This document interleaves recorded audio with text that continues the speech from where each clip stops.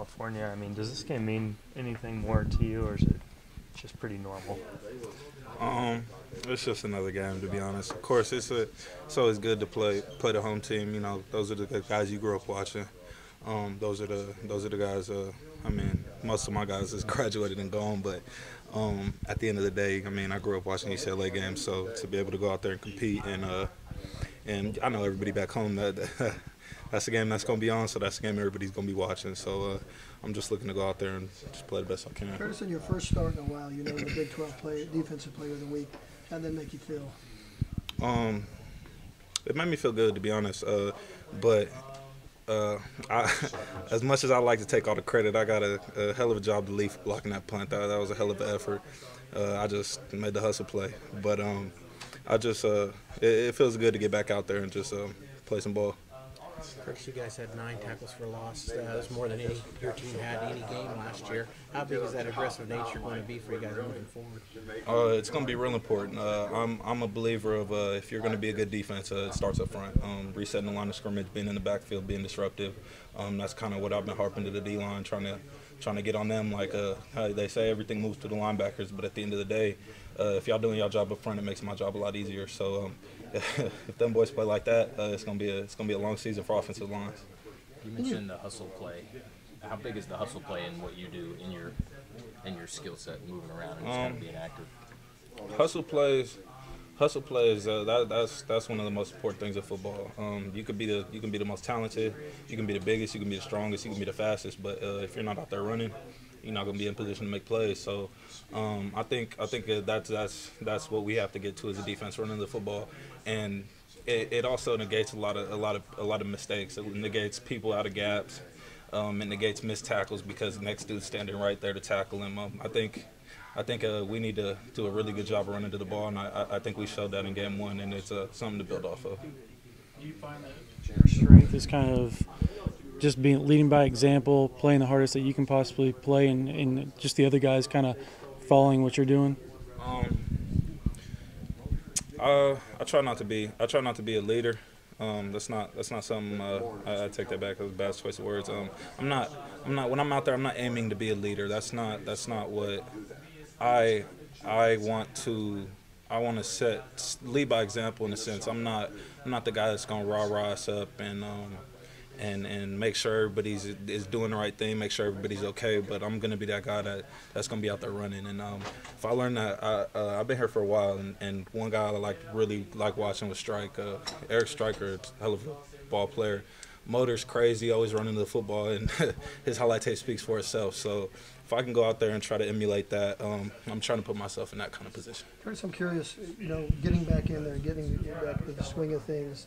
Also, you know, playing in kind of a different position too at times. You know, you played every one of them. So just how did you feel like it went in that first game? And, you know, it looks like your ceiling is so high that you're only going to get better the more you play. That's how I feel. I spent a lot of time in the off season trying to not only learn one position, but try to understand at least all of the linebacker positions, because I feel like when you know what the guy next to you is doing, it makes you that much better of a player. So yeah, just not only knowing mine, just trying to get a grip and understanding of where the D line fits and where I fit, how if the D linemen are two gap and if they're coming underneath and whatnot. I just try to get around like that, and being around here for so long, it kind of helps you when you have all that time on your hands. Curtis, what was that touchdown dance? They didn't really let me get it off. You know, I was kind of just hyped at the point. I had a little something, but you know, the new play clock rule, everybody grabbed me talking about we not trying to get 15, and I understood, so I kind of just ran off. But it's gonna be better, trust me. I'm gonna get right. What are you gonna add to it? That's just something y'all gonna have to see. That's I gotta make the plays first. Celebrations are fun and all, but at the end of the day, if you're not making plays, it don't matter what you celebrate. What's your thoughts on UCLA? What do you mean by that? Their offense. What's your thoughts on their offense? I think they struggled game 1, but I mean it's the first game of the season, and if I've learned one thing since I've been playing football, it's that not only people see us on film, and they tend to be a lot better on film in our game than they are on film. You know, I think they struggled at points in the Cincinnati game, but I think that's bigger motivation because when you have games where you have a lot of things to fix, you always come out game 2 and it's always a lot better. So I like their tight end, dude from out here. He's a hell of a player. He can go up and get it. So and you know, me being a weak side linebacker, that's gonna be a big point of mine to try to get on top of him and try to shroud him. But I think their running backs can get downhill. I believe the starting quarterback got hurt last week, but the backup, I believe number 7, he can run a little bit.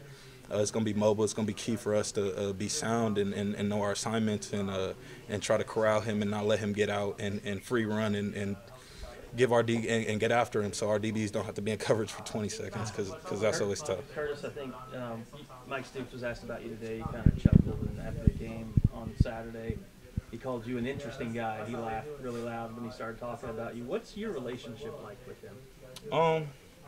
Me and Coach Stoops, it is an interesting relationship.